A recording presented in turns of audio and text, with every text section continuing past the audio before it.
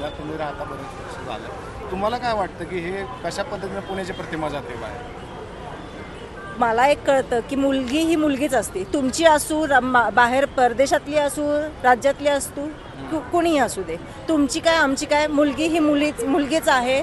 तिचं असं काही म्हणजे आपण असं म्हणू शकत नाही की ती बाहेरची आहे म्हणून तिच्यासोबत ही घटना घडली पाहिजे किंवा इथली आहे प्रॉपर म्हणून घडली पाहिजे. ह्या गोष्टी घडल्याच नाही पाहिजे, आमचं एवढंच मत आहे. पुण्याची प्रतिमा कशा पद्धतीने जाते बाहेर? प्रतिमा म्हणजे हे सरळ प्रशासनाचं, राजकारत्यांचं, सगळ्यांचं किंवा हे जे आता सत्ताधारी आहे त्यांचं फेलियर आहे, सरळ दिसून येत आहे. आणि मागण्या काय आहेत तुमच्या? आमच्या सगळ्या सुरक्षेच्या मागण्या म्हणजे ऐरणीवर जे प्रश्न आहेत सुरक्षतेचे असू किंवा हे जे पेट्रोलिंगचे असू, जे म्हणतात की आम्हाला असं मगाशी एका अधिकाऱ्याने सांगितलं की 24 तास 24/7 पेट्रोलिंग चालू आहे. मला तर दिसत नाही कधी.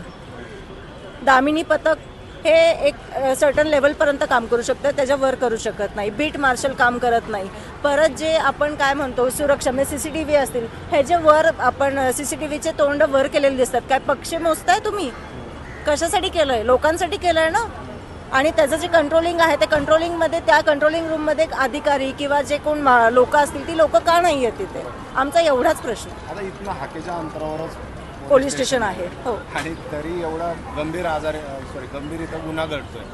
मी म्हणजे कालचं प्रकरण न बाळगता एकंदरीत जर मी बघायला किंवा तुम्हाला सांगायला गेलं तर मी आधी पण माझ्या घरातल्यांना वगैरे सोडवायला आलेले. इथं बसवाल्यांची आरेरावी, अंगावर बसेस घालणं किंवा काय, ह्या घटना तर सारख्या घडतात. इथं जे आपण काय म्हणतो